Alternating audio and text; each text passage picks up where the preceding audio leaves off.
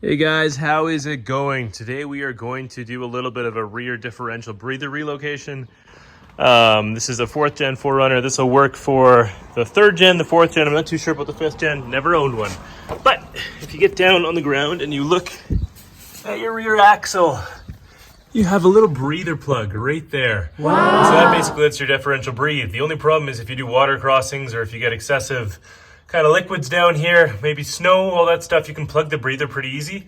So what we're gonna do today is actually relocate it. So I have some parts, some fuel hose, and we're gonna work to put that actually all the way up into the fuel filler cap area. So follow along. So in order to do this job, you need a few things. You need some 5/16 fuel line.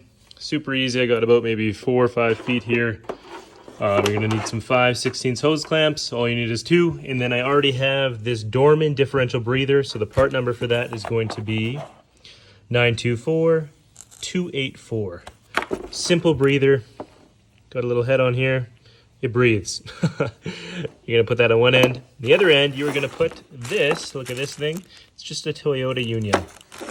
So the part number is 90404-51319.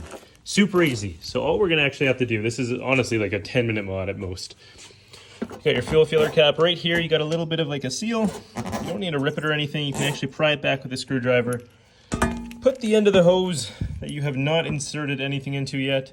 Put it in there, go under the truck, pull it down. I'll meet you once I've done that. All right guys, super easy. All I did here, I pulled the hose through. I got my hose clamp nice and tight. Breather is sitting well here. I put a little zip tie here just to keep it secure, especially while I do everything. If you come down here with me, you can see all the rest. Ouch. Just got my little hose hanging out here.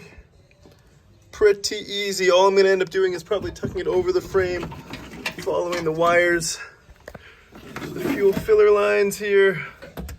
I'm gonna go over top of the subframe here, because you want to keep in mind, we want enough slack in here, so if the suspension flexes as the diff moves up and down, as you're wheeling and dealing, it's not gonna pull the hose out. So make sure not to trim it until you've got everything lined up too. Don't want any kinks either. I'm actually really happy with the amount of diff line I have here. I might trim it a little bit. Let's see how long that goes. Yeah, so I'm going pretty long here. I'm probably gonna take off maybe 2 or 3 inches, just because I don't want too much slack. But for the most part, I'm liking this. Yeah, so I'm just gonna take this old breather out here. This is a 12mm. You might need a little bit of a deeper socket, or you can just use a wrench.